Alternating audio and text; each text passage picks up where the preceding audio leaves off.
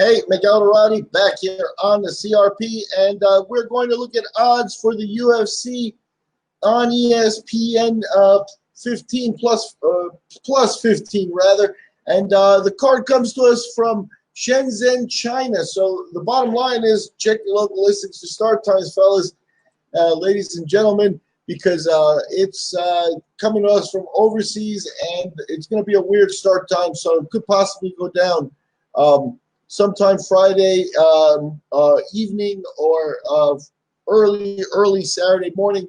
But once again, check your local listings for start times. The main event comes to us, and it's a title fight among the ladies. And what we have is the 115-pound title, or rather, yes, the 115-pound title. Jessica Andrade, the champion, 20-6, fighting Weili Zhang. Weili Zhang, 19-1 overall.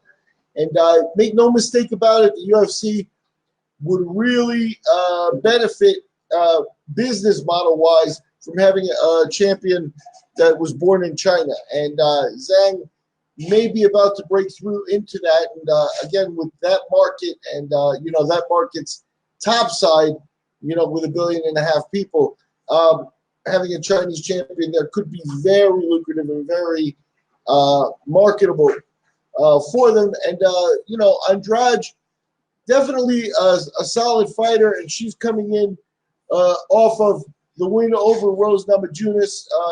Rose, obviously, kind of an iconic champion at this point. I mean, definitely a memorable fight. Andrade making her first defense in China. Hopefully, this becomes something of a rivalry, I think, China versus Brazil in the ladies and stuff like that. Right now, the sportsbook have Andrade in -175 favorite. So Weili Zhang at +155 on the comeback. That may be appealing to some people, mainly because you've got. I think money's going to come in on Zhang before the fight. We're in start of fight week, but there's with the population and fact that she's fighting at home, and she's a pretty highly skilled fighter. You can find some money. I think it'll come in on her. So I'm not sure you'll be able to get Zhang at +155 later in the week. Maybe I'm wrong. And if you're looking to bet Andrade -175.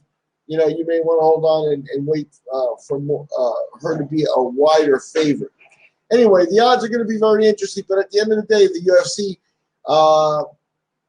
ends up with a Chinese champion. We'll see how that affects their business model. Maybe there'll be more shows over there, stuff like that. The rest of the card, heavy on Asian talent, obviously, and also heavy on the lighter weight classes, which is, par for the course in an area of the world, the population tends to be smaller size-wise, and not a lot of heavyweights. Heavyweights aren't interesting in the United States, frankly, so you know what you get there. I'm going to read through some of the odds for the featured main card fights here, and you can look at the text on the podcast here for the odds for the complete card as we enter fight week.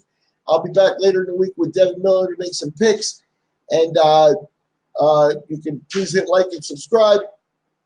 Right now, what we have is in the co-feature spot, we've got Eliezer Zaleski coming in, taking on Jinglang Li. Li, a +245 underdog heading into the fight with Zaleski. Zaleski -290 on the payback there. Welterweight action sees Kenan Song and Derek Krantz in a pick'em fight, both -110 right now. Light heavyweight action sees Kadis Ibrahimov, a -290 favorite as he takes on Da-Un Jung at +245. And exciting flyweight action, Mizuki Inoue, -130 as he takes on Yanan Wu, the Chinese hometown boy, +110 on the comeback. So I look for an exciting card. I think, the fact is they're in sort of a new territory. They haven't done a lot of UFCs in China. This is the first time they're bringing the potential for a Chinese champion. I imagine that in China they have rolled out the UFC publicity machine, so we will see how that goes. And at the end of the day, if Zhang is the champion, you may be looking at, the next big thing in MMA. Not to sleep on Andrade. That's kind of disrespectful to her because we've been hyping Zhang. Andrade, a decorated champion, but if she gets by Zhang, She deserves a ton of credit here, even though she is favored heading into the fight.